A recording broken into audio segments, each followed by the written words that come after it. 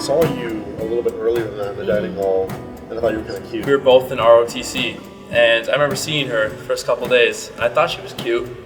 She didn't really notice me, of course, you know. I saw her, I was like, oh, okay, she's cute. You know, I thought she was pretty cute, so I wanted to do something fun.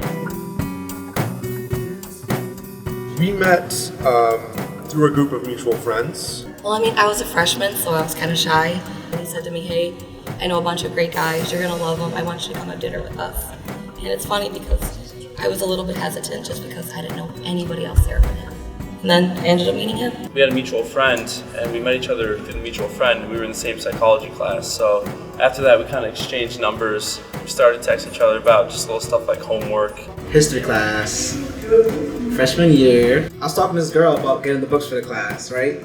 Oh and then all of a sudden she like butts in out of nowhere, talking about, oh, you get the books from the bookstore, with her voice, and I'm like, who are you? Like after that class, I went to my roommate. We were like talking about guys who was like freshman year. I was like, oh yeah, there's this guy in my class. He's kind of cute, yada yada yada. And like a couple days later, she posts a picture of us, and then he like messages her like, oh, is that your roommate? Like she's cute. So, you know, kind of started. Then he messaged me, and then we like hung out. We met through the class of 2019 Facebook page. He posted something on there about starting a YouTube channel about making adventures, and I was one of the people that was like, yeah, I'd love to make adventures. I wanted to come see Brockport a little before school, so I sent a message into the chat saying, hey, does anyone want to meet up? Me and my friend are going to come down. And he was the only one that answered my message in the group chat. So we talked a lot more, and then when I came down, it was our first date. We went to Holly Falls and we had a picnic. It was just a really good day. The fact that you like cheesy jokes, and the fact that you don't think they're cheesy, which is, you know. I mean, honestly, what's not to love about him? But I think just his compassion with everything. I can just tell he genuinely cares, you know? And like, I feel like that's just so rare in people these days.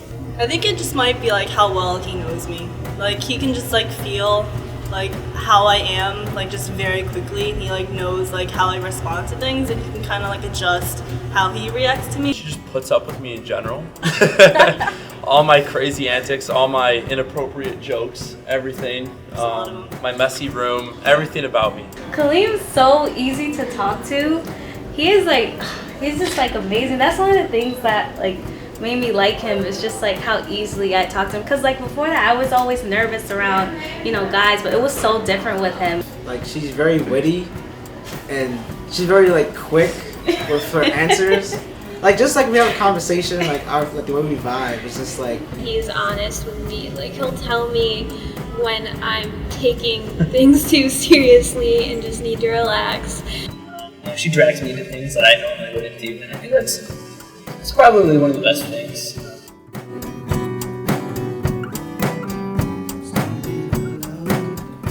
I'd say one of my most notable memories is when I found what I kind of just affirmed myself that, like, you know, discovered that I love you. It was a terrible experience for me. Yeah. But what happened was it was last semester. It was near the end of it, so like stress was running high, and I was texting her, and she was just saying that, like asking if there's anything I needed or anything. And I'm at the library, one of the cubicles upstairs, mind you, and she's all the way back in the apartment. Oh, I know the story. And there's like, is there anything you need, anything at all? You need a snack or anything? And so she goes out of her way to go over to Tracks and get me food, walks all the way over here to see me in the cubicle, brings me the food, and then just sits down and talks with me for a little bit to kind of ease the stress. So my favorite memory is when I asked her out, and that was, yeah, she lives in New York City, I live in Utica, so got up at 5 in the morning to drive all the way down to see her. I surprised her at her house, and she took me around the city to show me around, and that's when I asked her to be my girlfriend. So that's probably my favorite memory. That was actually crazy. He played saxophone outside of my house and was like, because he had like texted me, he's like, oh, like, are you home? I was like, yeah. He's like, oh, like, come outside. And I hear like someone, like a saxophone going on in the background. I was like, oh, like, who was playing? Like, I live in the city, so there's like lots of cars going by. I don't really listen to sax. And I was like, who the heck is like listening to sax right now? And he's like, come outside. And I was like, wait, like what the heck? And I like ran outside and he's like standing on the sidewalk playing his saxophone. And I was like, oh my gosh, people are staring. Like, what are you doing? Like, why are you here? Okay, so he had never went to Dave & Buster's.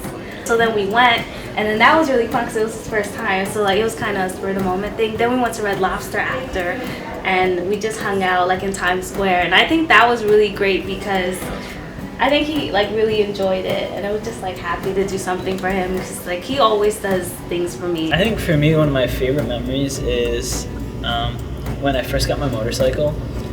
The first time that she ever rode on the back of a motorcycle, that was probably one of my favorite days. Like, she was so scared, and it was the funniest thing to me.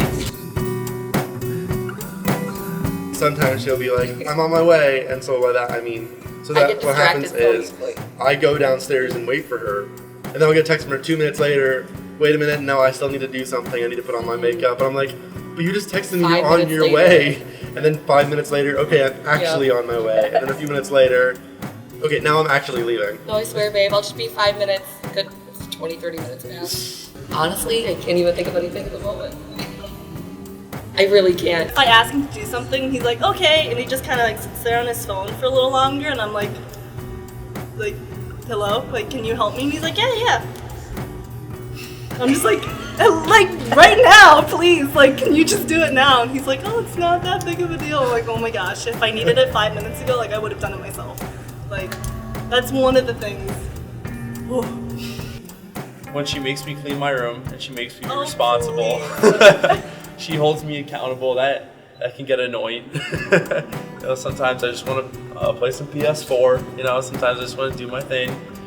Jamie tries to make me do homework, and make me do grown-up things. It's that can get annoying. The fact that he's so indecisive, like it's so annoying. Like anywhere we go, at a restaurant, shopping, like anywhere, I'll be done in like 5 minutes or like a minute or two. I'll know what I want, and he's just always just sitting there like, do I get the Reese's? It's just sometimes she's very irritable, right? And she gets very sensitive about certain things. Okay, that's true. And those lead to arguments, and that's like the main thing. He's awful at answering text messages and being like, I see him on his phone sometimes when we're together, but like, he leaves the college and I'm like, text me when you get home, and I don't get a text until the next morning saying, sorry, my phone died. Probably the fact that she gets so mad when I don't answer my phone.